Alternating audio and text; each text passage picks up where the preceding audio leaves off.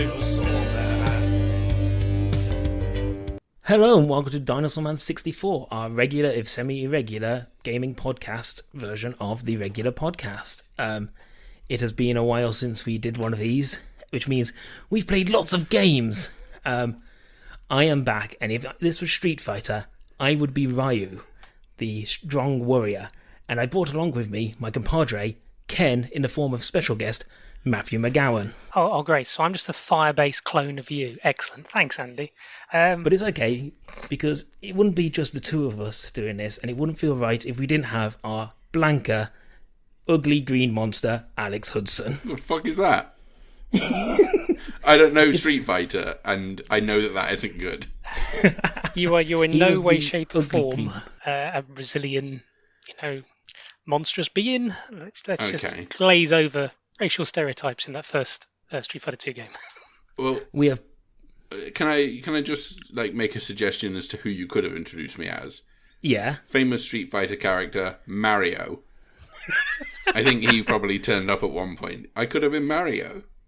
Last time I think you called me Tails. Yes, exactly. Yeah, and Tails is like the beta version of Sonic. I literally just went back and double-checked what I introduced us as, because I was going to introduce us as Sonic, Tails, and Knuckles. Okay. But then went, I've already done it. That must be frustrating for you to have had such a slam dunk. I came out the gates hot in the first one. I know you. You just want to deny me ever being Knuckles, the coolest character. Oh, yeah. Matt would definitely have been Knuckles in this situation. What the fuck? I'm well known for defending islands, climbing walls with protrusions from my knuckles, and when need be, jumping and outstretching my arms and gliding for very long distances of time. So this is why we have Matt on, because he actually knows about video games. I was going to say, I don't have two tails.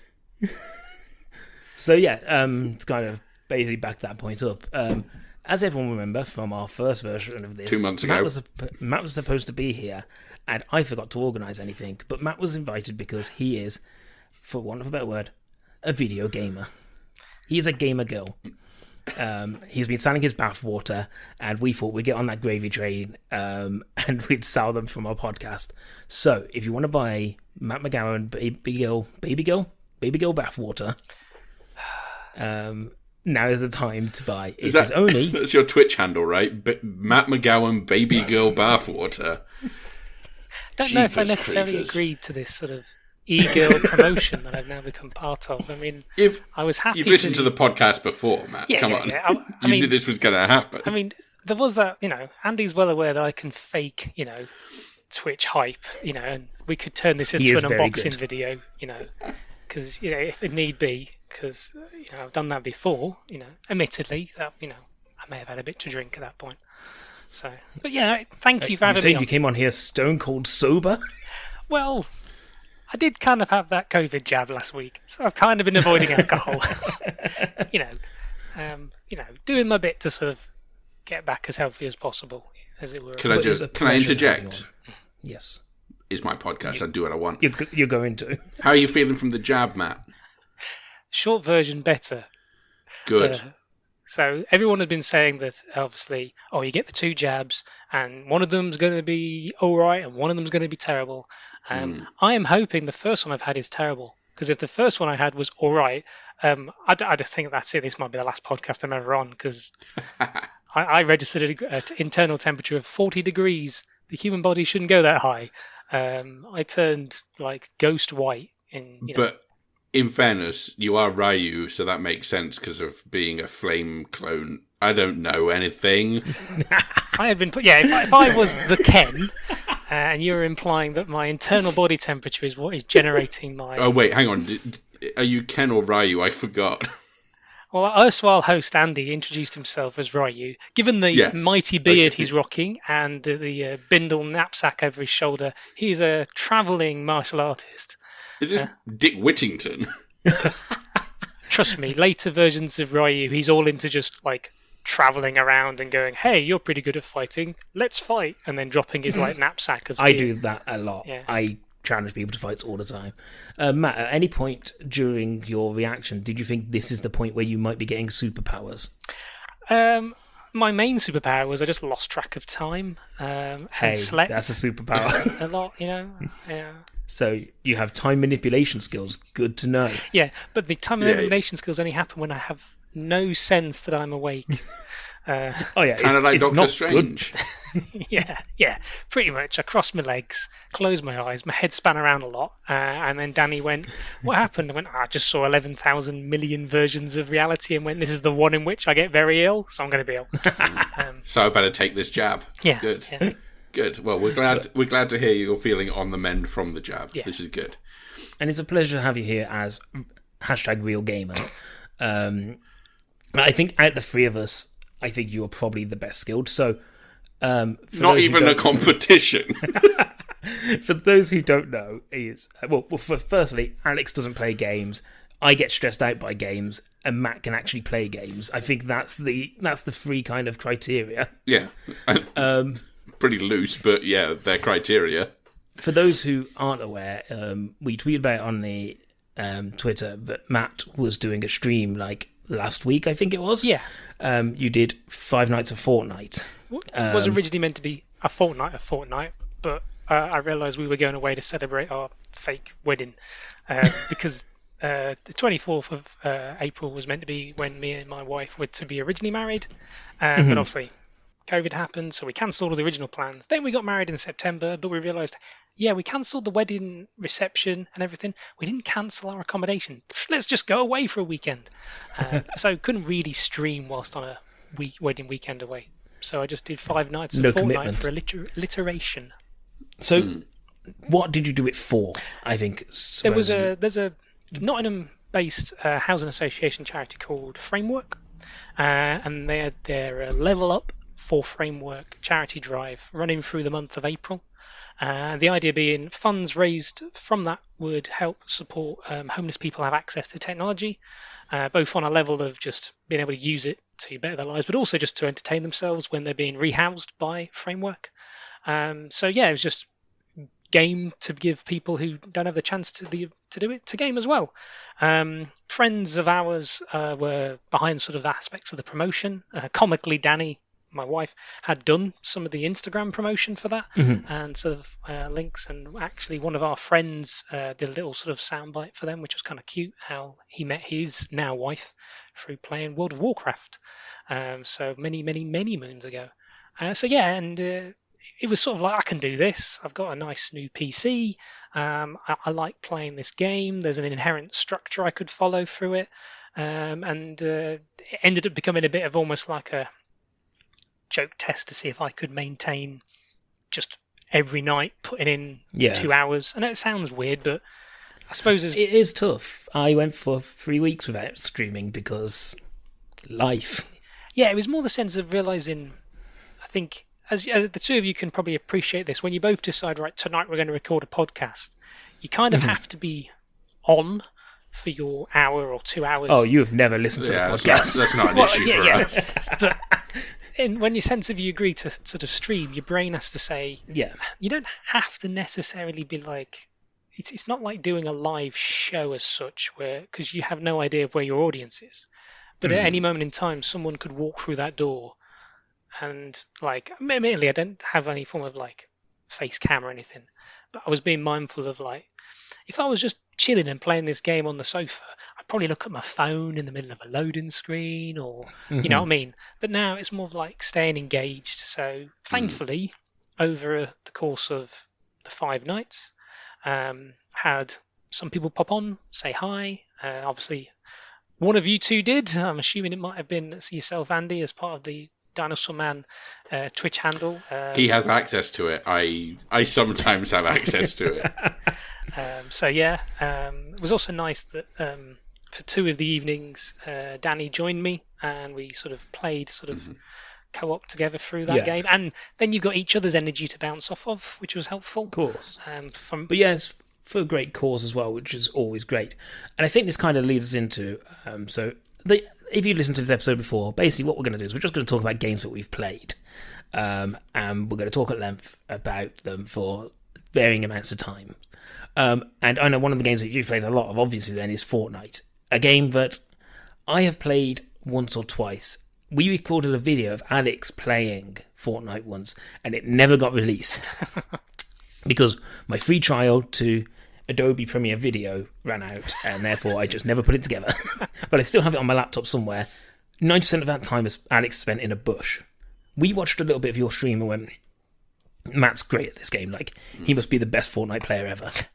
Like, you've kept in touch with it. Tell me about Fork Knife. Yeah, I mean, yes. Whatever meme you might know about it is there. It is one of the many battle royales that is out there that's become very predominant within gaming at the moment. Or, either a lot of games have tended to have their own battle royale, or a lot of companies have gone, can we have a battle royale, and so forth. I think what I found most interesting is, yes, ages back, very briefly, me and Danny played it for like a hot minute on our Xboxes, because it was kind of like starting its climb to where it clearly is now, and then didn't really work. And then they've just relaunched the whole game as part of a sort of a second chapter, because they had like 10 seasons, if you think of it that way, with it all culminating with the idea that the Fortnite reality was breaking down, and then that 10th season ended with like a black hole implosion. And then after a timer had ended, the second chapter began with like a brand new Fortnite island being birthed from that. What's frustrating is that first season of that second chapter was the perfect moment for someone to get involved, because when you booted the game up for the first time, you watch a little intro video of like a couple of new characters like exploring the new island, wandering around. It's kind of nicely shot and everything, and then they hear a noise, look up, and then they see the battle bus that you would jump out of from flying over. You go inside the battle bus, there's all these people having lots of fun time. The default male character, Jonesy, looks at camera, runs out the back of the battle bus, jumps into the clouds. Snap, you are now controlling him as you descend on the island. And then as you land, it's put you in a match that's completely made up of bots, and explains like how you can equip ammo and wander around, get used to your controls, how you can build and stuff, ultimately leading to you in a constructed way winning, as it were. But I felt that unfortunately, because of how the game has evolved and changed, how seasons have updated, that tutorial was the perfect snapshot to get it, because of the way it led you straight from a nice cutscene into the action, and a beautiful transition. Since then, the themes and natures of the game have changed. They had one entire season that was just Marvel characters, because Galactus in the actual comics discovered that the explosion that rebirthed the Fortnite island was like a huge spike of energy, and he went, oh, I want to eat that. But unfortunately, Thor, at the time in the comics, who's the Herald of Galactus, went, wait, this island's full of people who are stuck in a loop. He too then got stuck in that loop, of course, and didn't want it to be eaten. And then the end of that season was everybody on the island armed with Tony Stark tech, stopping Galactus eating the energy mass at the core of the island. All the Marvel heroes leave, but then that's completely ruined the way in which the Fortnite Island reality works. Hence, that they let in the next 2 seasons were able to basically go, we've got a ton of licenses, and we're now just going to dump them in the game. So we watched a video. You gave me a video, and you said, "Oh, this is about this new season or whatever." And we watched it beforehand, and there's a whole lot going on, and there's a lot of people, and there's a lot of characters, and you've got Sarah Connor there, and then look, there's Ripley, and there's a man who's a banana, and there's a man at the end who is a person. It just seems like a lot. Yeah, there's 2 levels to the game. The game does have a thread through it. If you sit down and has like a lore to itself, you do sometimes start to become that sort of person who's sort of like, if this was Star Wars, you're the sort of person who's read every paperback book. Because there's a level of people who go, yeah, those films are pretty good. Then there's a level of people in Star Wars who go, yeah, the animated shows are pretty good. And then there's a level of people who goes, yeah, but have you read every comic and all the extended universe novels? When you try to really get into Fortnite lore, that's who you're becoming. Because otherwise, it's a match where 100 people drop into an island, the area gets smaller, you try to survive, and the unique hook for Fortnite is you can also build fortifications, and, bridges and things like that. Of which, if you've watched any of my footage, I very rarely build. because I'm all about shooting. Because if you're building, you're not shooting. So I'd rather be shooting. Also, like, any time I've ever put it on, like, I realise that there are kids out there who can build a tower in the time it takes me to turn around. Yeah, I mean that's the other big meme of there's people who are just, because all of the building functions of the game are mostly done on the shoulder buttons or trigger buttons. You can imagine someone like doing what's almost like a Street Fighter or a Mortal Kombat combo, and then they've constructed a small, fort, Small town. yeah, a small town with working Wi-Fi and a two-car carriage. Thing is, the counter to that is they just reintroduced in the current sort of week loads of items that set things on fire. So great, you've built this huge fortification, mate, to keep safe. I've just chucked a load of napalm on it. It might be considered a war crime, but you best run away from that now because you are all on fire. So are you and stuff. So the interesting thing about Fortnite is that I've basically agreed to play it with you at some point. Matt asked me if I'll play duos with him, and I said yes, I will. So that will be happening at some point. And I'll tell you whether or not I'm still terrible at shooting games. I can tell you no, the answer is yes. The stream will show us. Yes. And Matt will carry me to my first ever victory. First and probably only ever. Yes. Because after that, I will never play again after I've reached the peak of the mountain. So, in classic Dinosaur Man style, is it a game you would recommend? Do you like playing third-person games? Because that's the key thing. It's a third-person action game. It is inherently a battle royale game. There are some other modes. So if you're not interested in that, I mean, the handy thing is my wife doesn't like sort of competitive games like that. But thankfully there is a mode where it's just two teams of people who drop onto the island. And then there's a predetermined score set based on how many the two teams, if it's 20 versus 20, let's make it 90 points. If it was 12 versus 12, let's make it 60 points. You've got infinite lives, but once that score's hit, Team Blue or Team Red wins. That mode is very useful for learning, okay, this is how the items work. This is what the maps layout's like, at least. People are amazingly salty in that mode because if you eliminate them, they can go, right, well, now I'm respawning. I'm just going to fly straight back to where I was and try and kill you again. Yeah. Which does result in a lot of people landing and then getting eliminated again. And then landing and getting eliminated again because they don't really learn that me and my wife might be quite good and you're a bit crap. So I never learn. Yeah. That's the important thing. And there's a nice sense of tension to a battle royale that can be both what people want, but might be something that could put people off. Yeah. And again, it's a third-person game with quite very colourful visuals. That one saving grace is Fortnite has an inherent style. You can look at a character that isn't a licensed character and go, that's a character from Fortnite. It could be a gigantic yellow banana man. It could be some sort of default sort of male or female sort of military character, but it has a look in the same way you can argue there's a Pixar look, there's a Dream Works look. You can tell, and I give it that praise, as it were, that it has something that you can look out for. I mean, I enjoy it. I keep playing it. Fantastic. Again, at its core, it's a free game.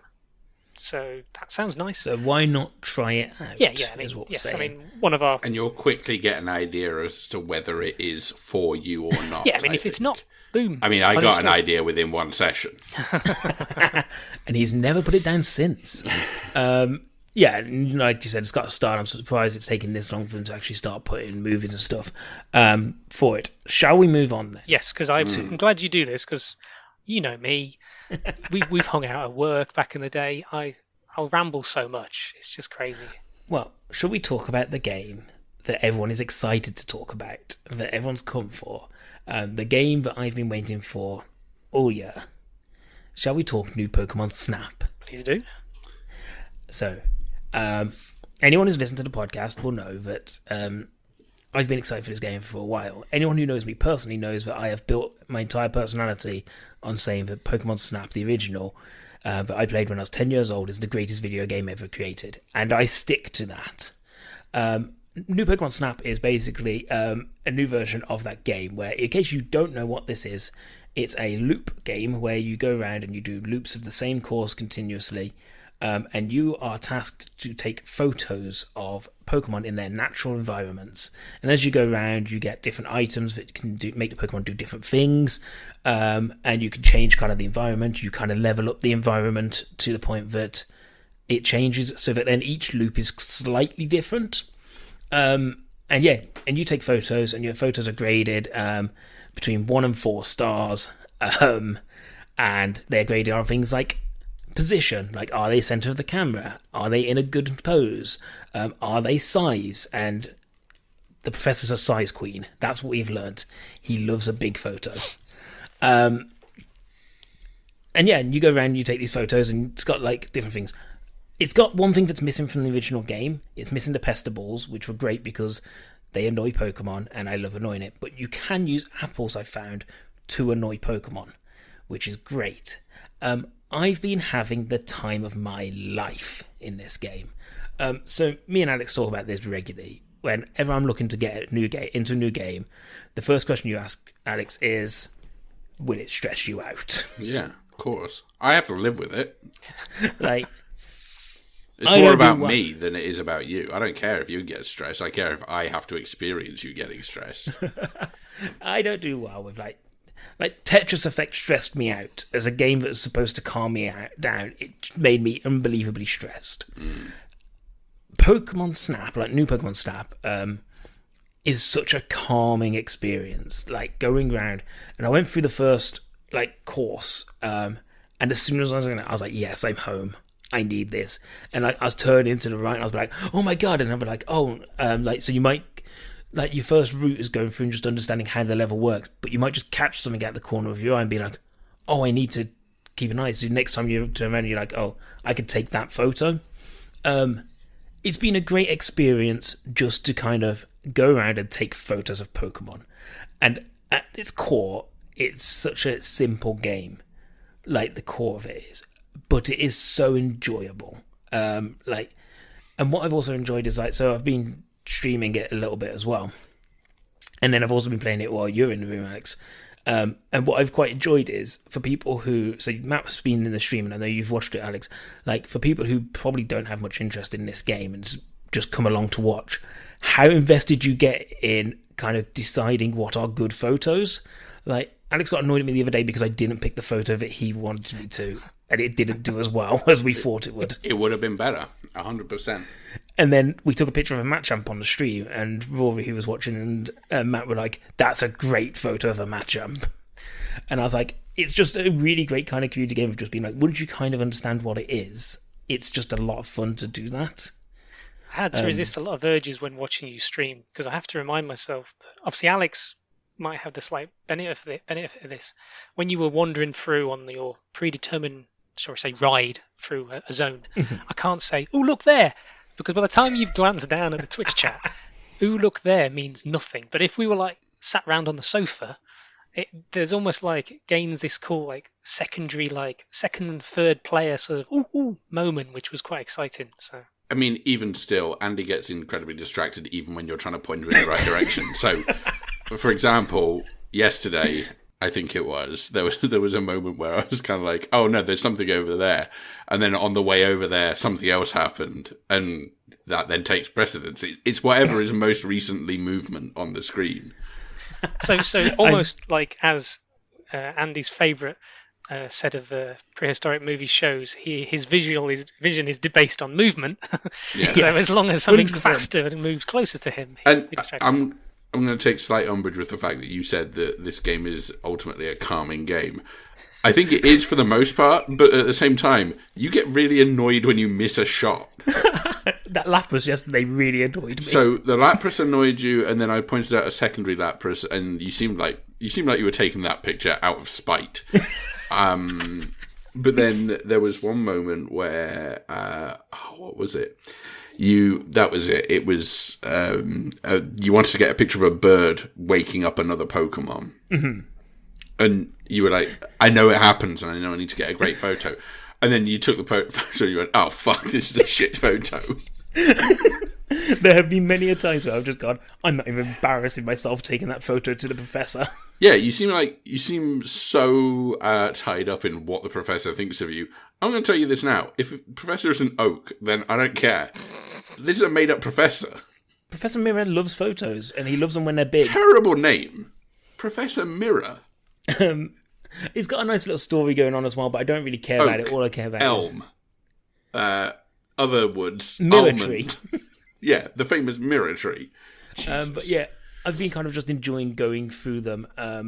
Like, my favourite moments are times when, like, we've been playing, well, I've been playing, you've been watching it, and, like, we'll take a photo and we'll both just go, yeah, that's a good one. Like, I know that's going to be good. Yeah. And, you know, what's nice as well is, like, the difference between this and, like, there's so much more replayability because it gives you, like, these little side missions of, like, oh, take this kind of photo and bring it back to me and you'll get, like, new stickers are out. And I'm not doing it for the stickers because I'm only a pure Pokemon photographer. I only want my Pokemon to look like they're supposed to. I'm not adding stickers to that. No Instagram filters here. So. At least I can do those tasks. I've not done any of them yet, but I can do the tasks when I want to get me, like, a better variety. And it gives me something to complete in the game, which is really cool. But yeah, I'm loving it. Like, I was really worried before this game came out of what if it's bad? What if it's not what I expected it to be? But it's so much in the style of the original that it can't really miss. It is calming, it is a lot of fun, and I had a great time with it. Alex, shall we get on to a feature that was brought up in the last episode, and we don't have a theme song for it, so feel free to add one if you want. Did you want to go to the feature now, or did you want me to go to another game I've been playing just sort of casually? Okay, sure, go for a casual game. Gas Station Simulator. I talked about it on the podcast last week. I downloaded it while we were recording. So this is I only played the early days version. So there was previously a demo, and then there was this early days version that was released. Some good stuff and some bad stuff. First of all, it gives you the thrill of operating a gas station. Great. Yeah. It's the game I've been waiting for, certainly. And there is enjoyment to be had from absolutely nailing the level of gas that you need to pump. And you obviously get an increased bonus if you get it right on the dot, to the customer specifications. I like the fact that you can sort of clean up the gas station and make it look a bit nicer. Things I don't like, way too much driving around in a digger. Didn't really. You digging for petroleum? So basically, there's like piles of sand that you need to move from one place to another, or soil or whatever. But that's not what I signed up for. It's not called Sand Simulator. I want to just pump gas. And you have to refill the digger, which is kind of annoying. But I suppose it's gasoline related, so that kind of ties in with the theme of the game. There's a guy who does graffiti on your gas station, and I think that's a completely unnecessary game mechanic. Get rid of that. It kind of felt like they need an antagonist. But then also, your uncle is the guy who set you up with this gas station, and then if you don't pay back his loan that I don't think I needed, I just answered a phone call once, and he said, yeah, I've given you a loan, you need to pay it back. And then he sent like a goon round to kill me. I don't like that, and I did the survey afterwards saying, I completed the early days demo, and they sent me a link to, complete this survey so you can feedback on what. And I just said, not enough gas station in it. Too much mob stuff, too much graffiti stuff. I just want to know how it is to run the gas station, and I don't feel like you would have to deal with the mob most of the time. Are you changing little hot dog sausages on a rotisserie stand? It didn't even get to the point where my gas station was good, and it's an early days thing, so I appreciate it's only going to be a limited game experience. But I'm gearing towards what I want to do is offer really good food as well at a gas station. Ideally, open a diner there, but we'll cross that bridge when we probably don't ever come to it. But on the whole, I think I would give it out of Yoshi eggs. Our famous rating system. I completely forgot about this. Yeah, famous rating system. Out of 10 Yoshi eggs, I give it 3 Yoshi eggs and a Baby Mario cap.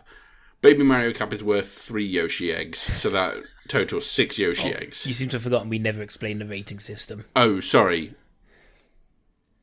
Out of you know what? I would give it a big Yoshi egg. And you can decide how many mini eggs are inside it. Would you play this again? When it comes out proper? If they get rid of the mob stuff and the graffiti stuff, yeah, sure, I'd pay money for this game. It's great.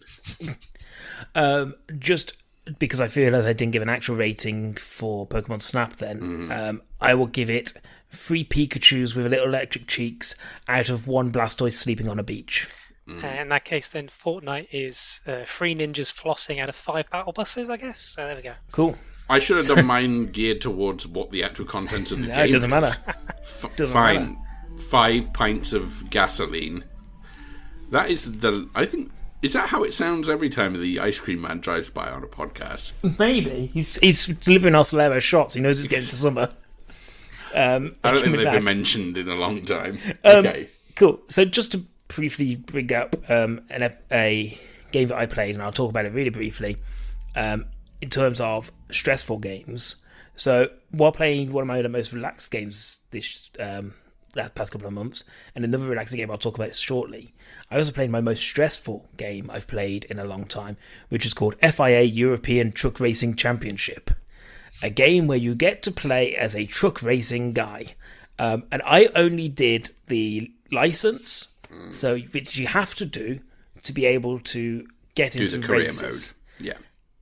It was the most stressful time I've had in my entire life, and I got angry. I was so angry at this game. So there were certain ones that I could complete really easily, and at those times I thought I was the greatest truck driver in the world. But equally, there were ones that I did, so the last one took 40, 50 minutes to do, and it was basically just a lap of this thing. And you're not allowed to cut corners, you've got to do it in a certain time, you've got to remember to vent your brakes, and I was just getting angrier and angrier and angrier. Is this more like a simulation game rather than a racing game? Well, no, it's very much. It is a proper racing game. It's just that I never got to race.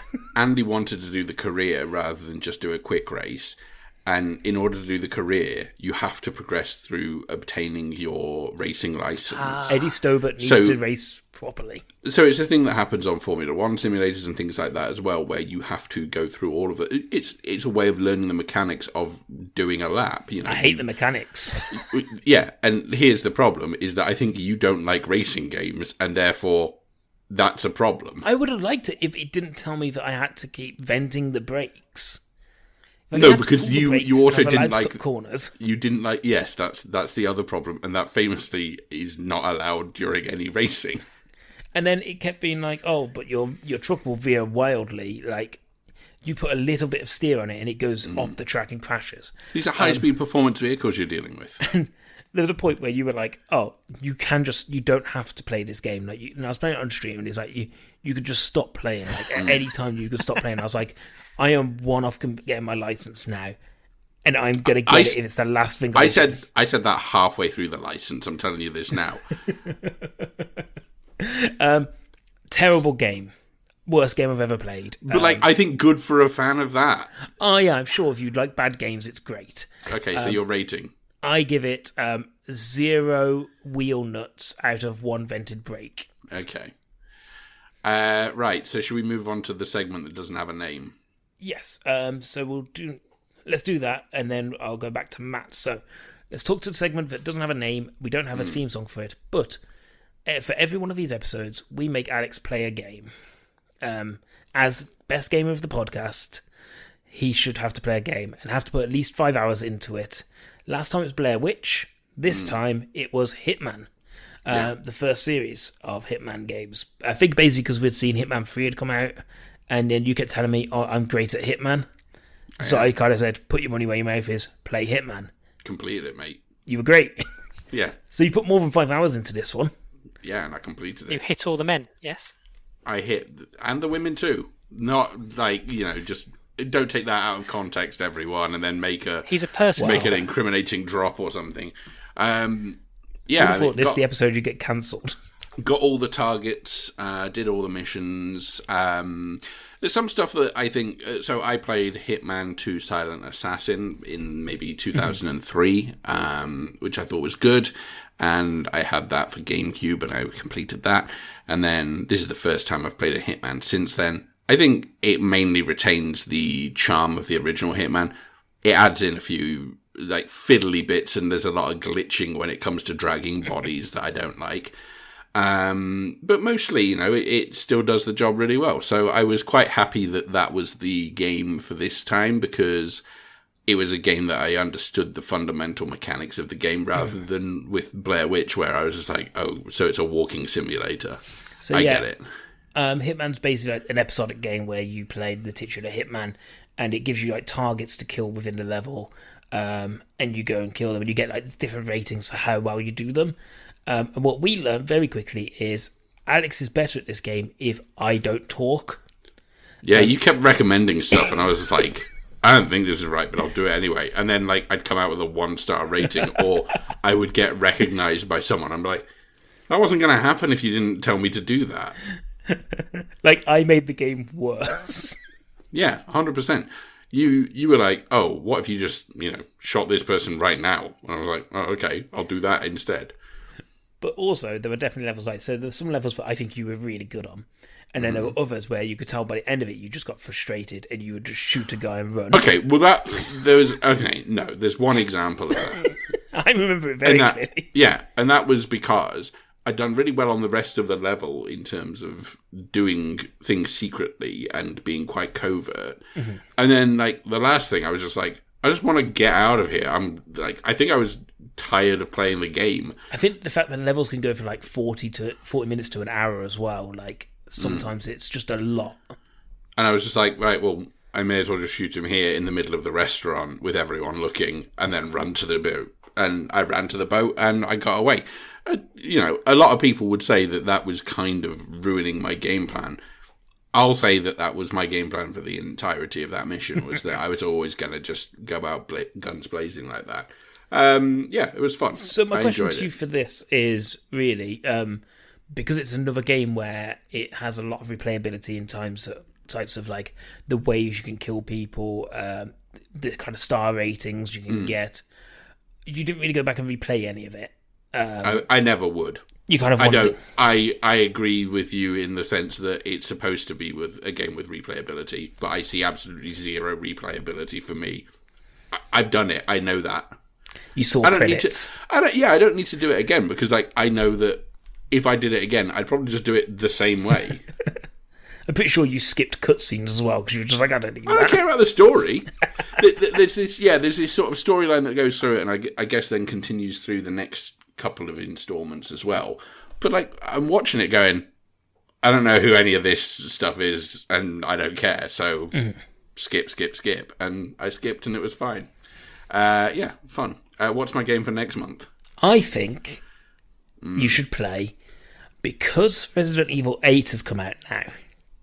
And everyone wants. Not liking where this is going. Everyone wants Big Lady to step on them. Uh-huh. I think you should have to play Resident Evil 7, which you've had for about 2 years now, and have played over 2 years. Half hour of. I've played more than half an hour of that game. I've played 2 or 3 hours for sure. So I'm thinking maybe it's time for you to kind of actually complete Resident Evil 7. Okay. Or at least 5 hours. What about Resident Evil 2? I've also got that. I'm thinking 7. I've also got Resident Evil and Resident Evil 0. Because 8 carries on, and therefore if you enjoy it, maybe you'll get 8 and you'll enjoy it, and I can watch you play it. Like I did when I was a kid, and I watched my brother play Resident Evil, and I was too scared. But now I know that Ethan Winters survives because he's in the new game, because the Step On Me Mommy lady says, Ethan Winters, there you are, or something. So, Maybe it's a flashback. I mean, it's not. I've read a thing where it said that he's returning for this game. Anyway, okay, fine. I'll play Resident Evil 7. I think it's baby time for you to do it. Okay. Cool. So, what's your rating for Hitman, by the way? We don't rate these ones, do we? I can't remember. Maybe we do. 4 people in dumpsters out of that one time that I had to make spaghetti that was poisoned. perfectly sums that game up. Yeah. Matt, you told me that you've played a game called Outriders, which was released fairly recently. Yes. I saw trailers for this. I didn't know whether I would like it or not. I heard it had a lot of issues in terms of getting into games, but by the sounds of things, you actually played it, and I know nothing about it. Please, tell me. Right, so yes, Outriders, brand new game. It was exciting because day one release on Xbox Game Pass, Love that Game but Pass. not a day one release on Xbox Game Pass for PC. So as a console owner, and I'm already subscribing to Game Pass, I just downloaded it the day it was available. Actually downloaded it whilst I was at work, and then when I was done, I could start playing it. I suppose an easy way to describe it is it's a third-person action game, like, say, Gears of War. Yeah, but the idea behind it is there's a lot of emphasis on you as the protagonist being aggressive, kind of like how the new Doom games are. Yes, Okay. you can hunker behind cover, but most cover you find will just get shot through, and the enemies will kind of just charge at you, so you should charge back. The core storyline is Earth is just ruined. Like all, So, current day Earth. yeah, Carry on. yeah. All the governments of the world try to find ways to solve the problem, but one scientist goes, "Nah, the complete planet is just going to just become uninhabitable in several decades." So far, so current. I've got plans to build like a big selection of like mega spaceships, and we know there's a planet on the other edge of the solar system. We can put tons of people in cryosleep and basically get lion's share of the population to a new planet, which they do. But the like first ship that was meant to go there went awry, so the second ship that turns up is a bit understaffed. You as an outrider leave first. You're woken from cryosleep first to explore this planet, and it is lush and perfect. Starting to sound very much like Prometheus now, but not. But then you discover that there's like a weird storm approaching that disrupts like technology. You get injured from this storm, but the storm's also like corrupting people, and like lightning's zapping them, but then seems to be like teleporting them away. You get out of it, get severely injured, and one of the other scientists you're assisting, he goes, "Look, we're going to have to put you in cryosleep to heal," which they don't wake you up again for another 30 years. Okay. So your last memory was discovering this disaster and that people shouldn't land on this planet, but the decision was that they did, and everything went to hell in a handbasket because this storm that's traveling across the planet basically means that cool sci-fi tech that they had in a Star Trek way can't work. So the idea is everyone's just running around, just controlling sectors of the planet with guns, but several individuals who've been hit by this storm have gained weird powers, a la the X-Men. Nice. You have one. You're one of the last original Outriders, but loads of other people have become corrupted, sort of like warlords. They can do weird things, and then obviously then it becomes like a third-person shooter where based on powers and abilities and a skill tree, kind of like a Diablo game, you choose like I'm going to be one of 4 types of empowered outrider, and I'll build my skill tree, and maybe I'll just throw fire everywhere, maybe I'll blink around like a trickster, maybe I'm all about using rock abilities to defend myself, or the last one they introduced for the game when it went live, wasn't in the demo, was the Technomancer, who can throw out little turrets and then command things through corruption. And then you collect loot. It's a loot shooter. You can team up with allies. Everyone loves a looter shooter. Does have a core sort of storyline. You have to do a little bit of the game before you can hook up with other players. But what's good is the action feels good. The actual, aiming, shooting guns, the impact from enemies, sort of the way your skills and abilities initially start out, and how very different the 4 classes work is kind of exciting. If I was to have a personal caveat, as an Xbox One player, this game feels very much to have been built with the Xbox Series X or a high-end PC in mind, because I now feel like I'm playing that same moment of playing like I'm playing Destiny 1 on a 360, but I should probably be playing Destiny 1 on an Xbox One, because the game itself has like, I mean, it's still a fine experience, but you can feel you're playing on an older gen system, even though it works fine. It's just things take a little time to load up. Things feel a bit janky. Yeah, I've seen some like issues like texture popping and things like that. But I'll be honest, Matt, I don't know whether that's actually because it's an Xbox One thing, but it seems to be pretty consistent across the board. Admittedly, playing that first weekend when it came out, the game admittedly helped because it was available for free in inverted commas on Game Pass, did astronomical numbers in terms of players trying to log on, to the degree that for Square Enix, the publisher of this game, Outriders has done better business than their Marvel Avengers game. I don't think that was hard. which obviously is a great soundbite to put out there, because you would think like a banner licensed title like that by a hugely well-known studio, that would be a match made in heaven. But obviously you physically had to go out and purchase Avengers, and the core game, general wasn't as exciting as it was led to believe. So have you been back? So you played that first weekend. Have you been back to play it as well? Or? Admittedly, just because of other games and having this shiny new PC, no. I do want to, because I'm at a point now where I think, having kept up to date with it, following like Twitter threads and stuff, there's been several good patches that have balanced out the glitches you've seen on sort of YouTube videos of times when like it doesn't load a character's armor, but then it doesn't actually load that character's torso or head or gun, even though they are physically there and work. So that's led to some sort of fun memes. But at its core, it was a fun game. And I know it's one of those games that, like many of the games I've been playing recently, they become a bit more fun with others. It's not that game is inherently built around needing to be a multiplayer game, but then when you've got being a game that has the capacity to be built around, Outriders works on an idea of a trio system. You just know if I use my abilities, then but Alex set somebody on fire, and then I poisoned them, then the poison and the fire would react in a way and probably cause an explosion. That meant when Andy blinked in and did stuff, so that has that level of mechanic. And a lot of the positive buzz has been around how people have enjoyed doing cool stuff on their own. But it's almost like it becomes more Michael Bay action movie dumb explosion fun when they do it with buddies. 100%. I know we spoke about it last time we did one of these episodes. We talked about Sea of Thieves, and it's absolutely that kind of game of like, I think the core gameplay of Sea of Thieves is a lot of fun, but it's a lot more fun when you got people with you. Yeah. And I think, these kind of games live and die by that energy. It's just the fact that I don't really want to play with people is the problem. Like there's some games where I'm like, yeah, cool, I'll play it. But then there's other times where I'm just like, I just want to switch something on and play by myself. Like, I'm a lonely kid. I've appreciated there's been times when you guys have asked, hey, you up for joining us?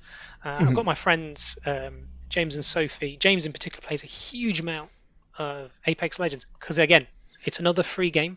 He doesn't, but his other half's got into it, so they've asked, hey, do you want to tag in to be a third? And I've gone, oh yeah, I've got a free evening, yeah, that'd be cool. Because again, that's a fine game to play on your own. Inherently, you always play in a team of three, so I'd be playing with randos. But again, when you're playing with your mates, you might not be winning, you might be losing, but inherently you're having a lark in that moment, and that game's helping support, for a while, because of the prior, year we've all had. Yes. Those games were ways in which I had a chance to chat with friends, be it on 100%. The deck of a ship or on a battlefield or in the World of Warcraft or whatever it is. We're now communicating. Maybe we might not be physically hanging out, but we are virtually. I will give it that. So for the past year, I've been playing D&D online.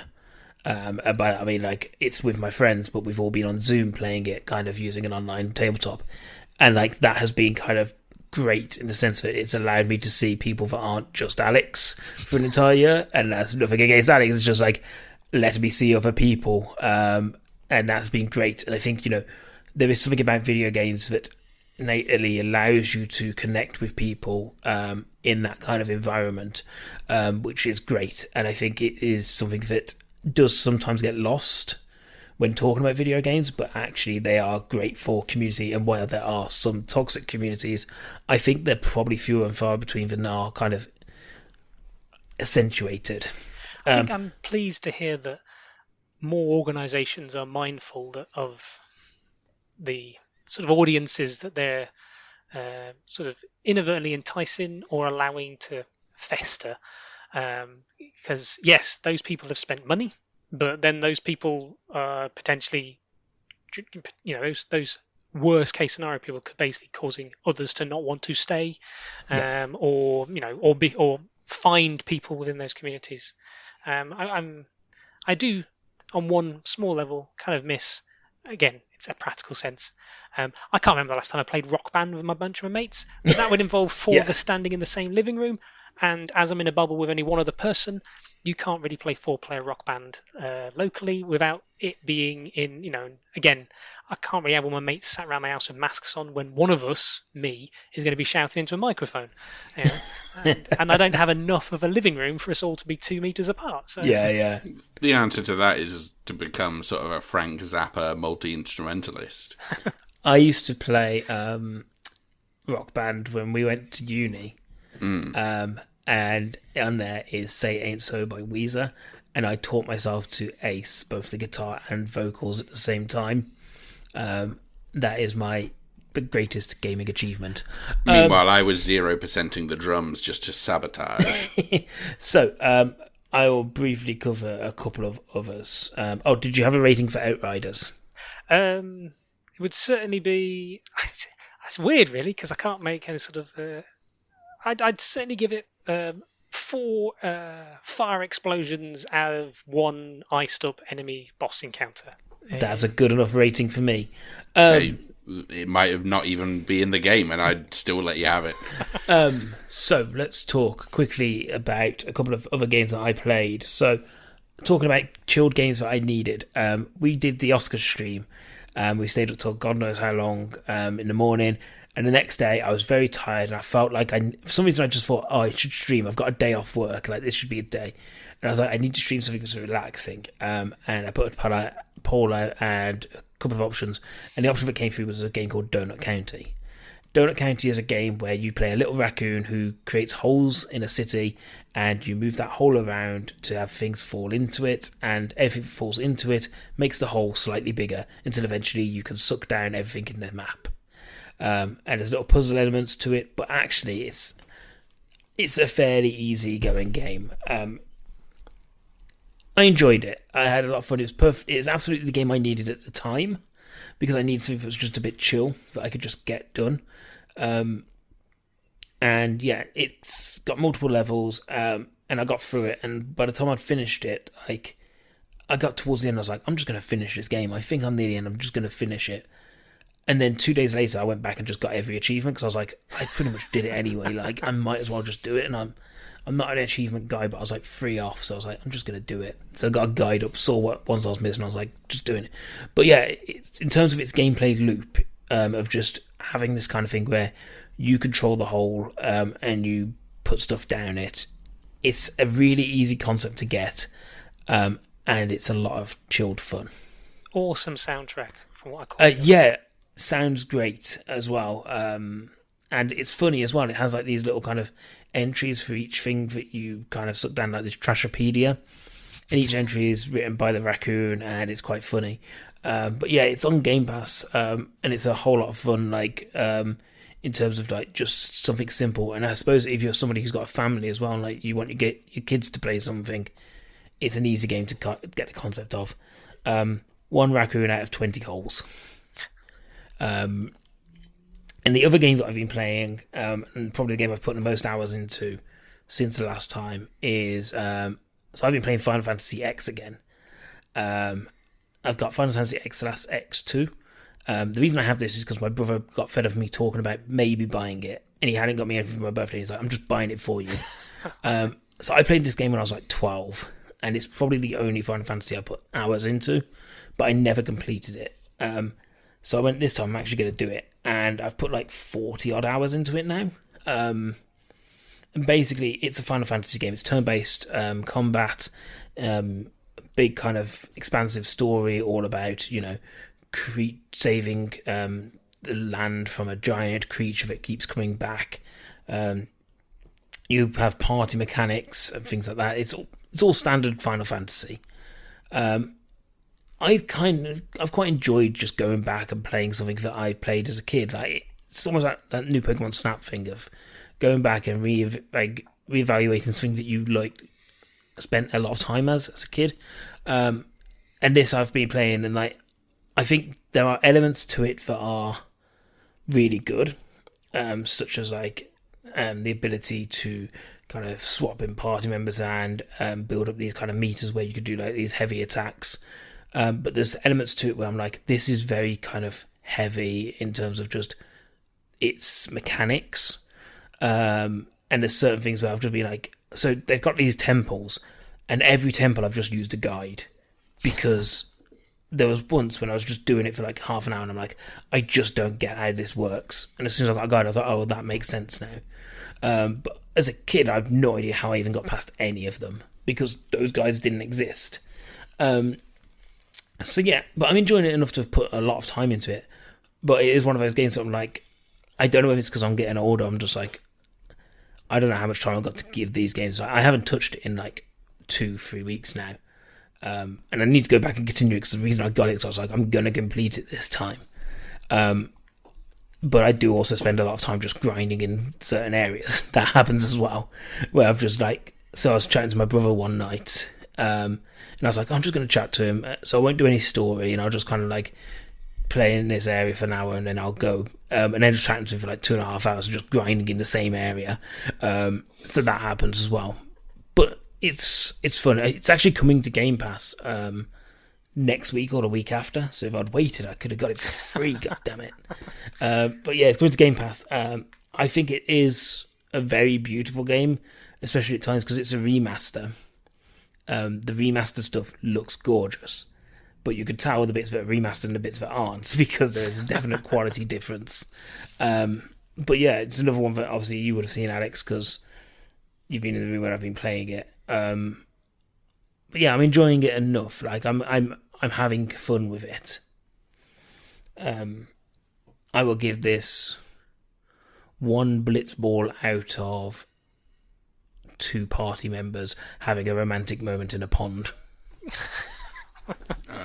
It's sad that all actually makes sense to me, because I've seen those cutscenes. Matt, you also had a game called Rain on Your Parade. Yes. Did you want to talk about this, and then we'll go to our final segment of the podcast? This is my Donut County moment. I'd heard about this game, available pretty much everywhere, Game Pass as well. You play a cloud who's on a journey to get to the mythical land of Seattle, because you're always allowed to rain there, and that's all you want to do. That's the game you play, which is actually a story being told by a grandparent to a child to get the child to go to sleep. So all the visuals look like they've been cut out of a kid's storybook. Okay. It has a nice visual charm, and then every stage is a level where you're given a selection of primary missions to do, and then maybe some bonus side missions, which mainly are to ruin people's day, as it were. The very first level is a wedding is taking place, and the very first quest you have to complete is rain on both the bride and groom when they're together. So you just have to wait for the bride to get to the altar, but then you can just rain on everybody and rain on all their presents and their wedding cake and cause them all to fall over. As the game progresses, you do more things than just rain on stuff. One level, the level's like a nice Parisian sort of eatery area. Outside looks lovely, but you don't rain water. You cause bread to fall out of you, but wherever you cause bread to fall, pigeons will attack those people, and you have to cause a lot of people to be attacked by pigeons. You eventually learn how to cast lightning, make snow fall, and cause small little tornadoes, and then you use those combinations of abilities all on the face buttons to sort of solve puzzles or find bonus challenges within a level. And then the developers have got to had enough humor about them to make some levels very referential. Like one level, it just becomes Metal Gear Solid, and you have to just fly around a level and make sure guards don't see you and cause a weather machine to get turned off. Another level is you play 3 episodes of The Office, the American show The Office, and cause things to happen. One level you accidentally suck up toxic waste. So now you can make the undead come out of their graves, and you now need an army of zombies to get across a town. All done in this kid's sort of picture book style. There's a recurring villain who hates being wet.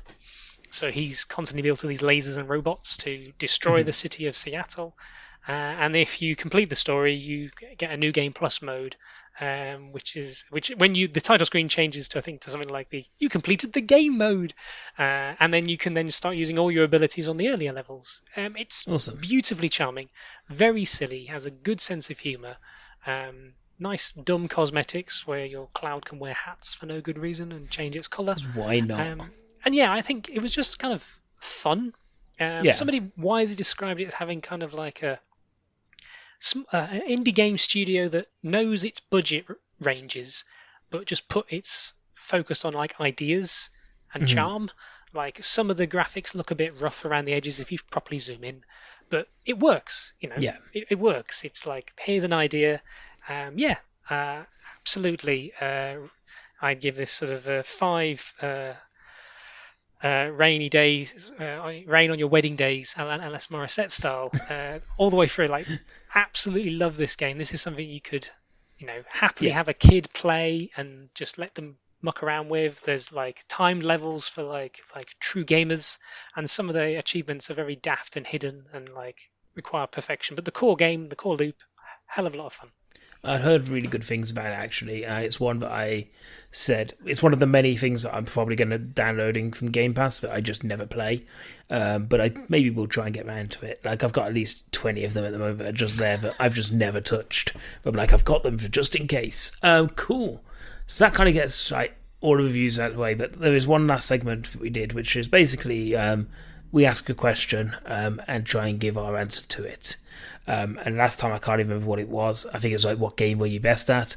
And this time it is, what is the best video game sound? And this came from a conversation that me and Alex had of how amazing the sound was in Guitar Hero of when you miss a note.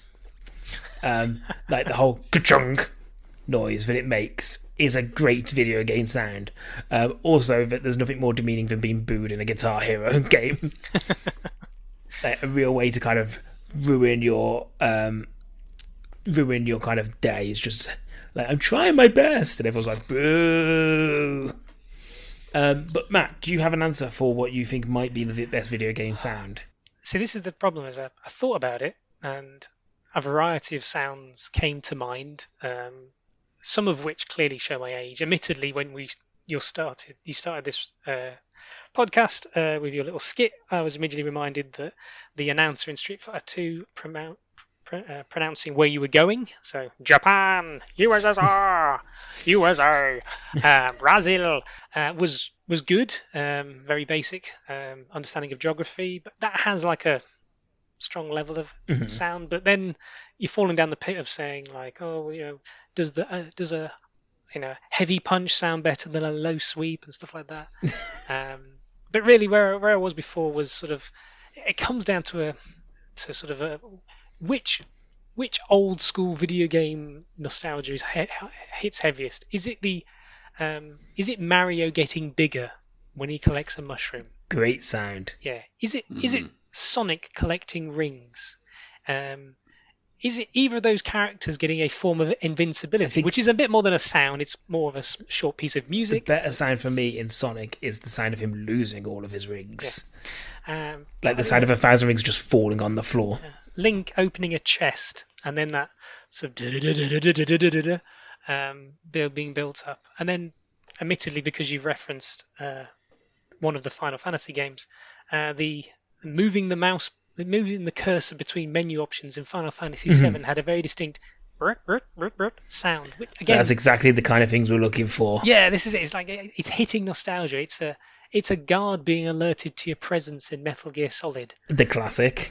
Admittedly, some of these have been ringtones that I've had at some point in my life on one or many older Nokia phones. So there's a secondary level of nostalgia. But then it gets into weird places with my mind's eye of, like, when you say sounds, part of me thinks of like the announcers from Unreal Tournament or Halo when you did stuff.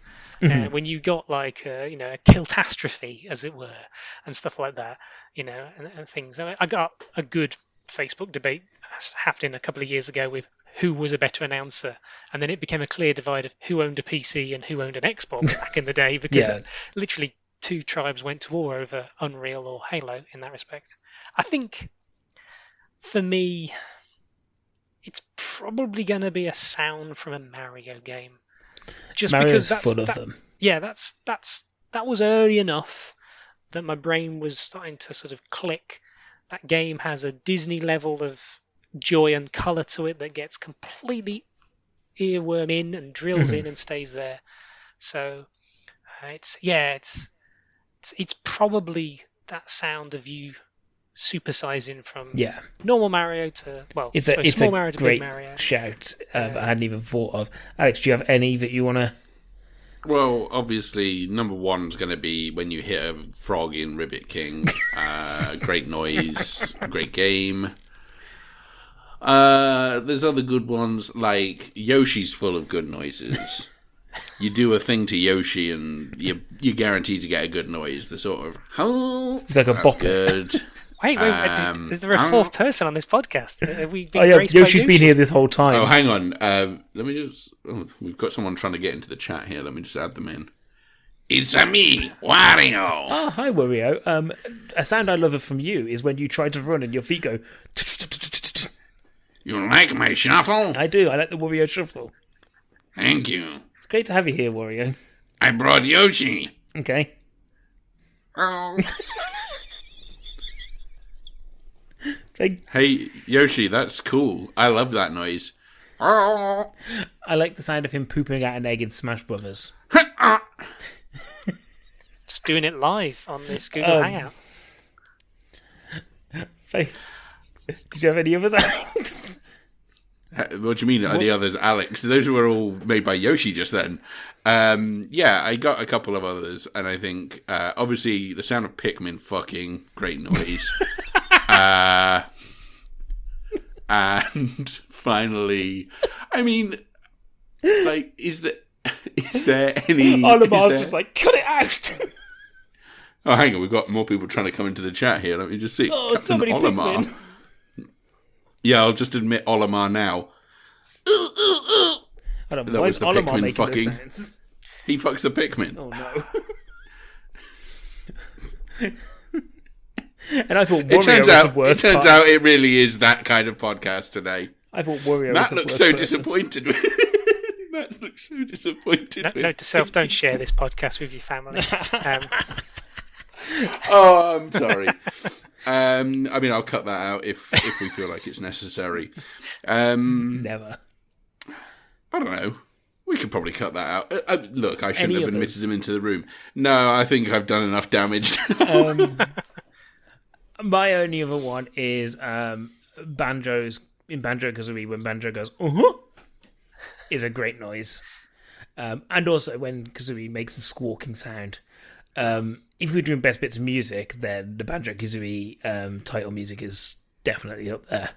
But yeah, Banjo-Kazooie, Banjo just going is a great little sound. I think when Baby Luigi starts driving on Mario Kart Double Dash and he says, "Uh-oh, Baby Luigi time." What about when he goes, yeah, when he kind of turns around? You know that noise? Yeah, where you try and use a weapon, but you haven't got a weapon left, and he just turns around and sort of sticks his tongue out of the camera or whatever and goes, Great sound. I was earlier trying to work out if your sort of hatred of that truck driving game was because you were trying to sort of switch drivers and then get like if you pump the brakes just right, you get a blue pump into a white pump, and then you're going to burst out of the corner. You see, Matt, there is not enough rage to sum up why I don't like that truck driving game, but that may be part of it. But great, let us know via a variety of means, however you wish to, what your favourite video game sound is. You can do that on Twitter if you want at DinosaurMan15. It's the best way to get hold of us. But Matt, you have been our guest today, and it has been wonderful having you here. If people want to see more of your stuff, where can they find you? How do they contact you? How do they say, please never go on that podcast again? Not because you're bad, but because you have to put up with things like what just happened. Yeah, you raise the bar with what Alex just did. We will I never didn't do anything. Olimar was here. we will never True, forget. true. Well, Alex, you let Olimar into the chat, okay? So you controlled this Google okay. Hangout. So, if Yeah, you I open the door control to that. strangers, that's why strangers get in the house. Olimar's my best friend. But Matt, for more of Yeah, you, as you mentioned near the start of the pod, yes, I'm streaming on Twitch, so it's literally just hey underscore symbol McG on Twitch. I've got a really dumb robot avatar on that. It's hey underscore McG on Twitter. I'm appreciative that the Dinosaur Man Twitter account has retweeted some of my posts to promote the Twitch streams I've been doing. So if you've been following these guys, you probably end up going, oh, why are they doing this? Why are they sharing this rubbish? I want a podcast. I'm pretty much hey underscore McG on all. That's my entire branding idea. So I got the Twitter, I got the Insta. I think I used to have a Tumblr and stuff like that. I think I made a good point of deleting a live journal because that was early 2000s embarrassing, so I got rid of that. But yeah, got plans because I've got some time off later this month. I've got a stack of mech-related games I've picked up on Steam, so I want to make a bit of a Mech May streams happening. It might fantastic. I've got plans to do a campaign playthrough, storyline playthrough of Titanfall 2 on the PC. It'll look pretty. Nice. I've also got an exciting game which fits in nicely what you were saying earlier, Alex, where you were excited by this game of running a gas station. This game I picked up, you run a mechanic shop, but you repair mechs in the future. Like, absolutely, 2 games in the wheelhouse of the people who play them. So I'm excited. I've heard solid reviews of it. I wanted to, benchmark a bit of time, and I thought that'd be good to stream that. And, if there's any DLC where I can have like licensed mech in that game, I'll happily throw money at it. That's what I've got coming up. Hey underscore McG. Yes. Also, like you said, your wife streams. Should we give a shout out to her? Yes, you were very, very kind channel. in your first of these gaming podcasts. Almost said your beta, your alpha build of your podcast. You did a shout out to her because of the distinct lack of myself in it. So yes, my wife Danny streams as Mrs. McG underscore channel. She just was doing some stuff last night with a spooky game. Spooky games kind of is her forte, as it were. So yes, likewise, you search for that. I believe Dinosaur Man may have actually helped retweet that as well. So if you're following these guys on the Twitter, you've got an easy way in. I'll probably give her a nudge and say, hey, let's get some more streaming going on in the house between the two of us. Maybe stream some stuff together. But she's a huge bundle of energy. If you want jump 100%. scares and reactions, she's where it's at. So yeah, absolutely check them out. Hey underscore McG and Mrs. McG underscore channel. Mm-hmm. Alex, where can they find us? At Dinosaur Man Pod, I think. Dinosaur Man Pod on Twitch. And at Dinosaur Man 15 on Twitter. That's really the only things that matter. You can find us whenever and wherever you get your podcasts. Yeah, search Dinosaur Man Podcast pretty much anywhere. That's YouTube or your podcast apps. Subscribe, share it amongst your friends. Thank Johnny Neese for the theme song as ever. Sure. This time it was increased in size as he got his little mushroom out. Okay. I mean, I feel like that's more offensive than what I said. Yeah, the spirit was impressive there, Andy, but the delivery was just off. So. Thank you, as ever, to Matt for being our guest. Thank you for having me. Thank you to Wario for being our guest. Thank you. Yoshi for being our guest. Olimar, don't you say anything. I don't like you. Thank you, Alex, for being the host. Thanks, and we'll see you in the Green Hill Zone. And yeah, it was also nice. Thank you. You missed me out, bro. Dinosaur Man. Where you come from? Where you come from? Where you come from? Where you come from? Where you come from? Where you come from? Where you come from? Dinosaur.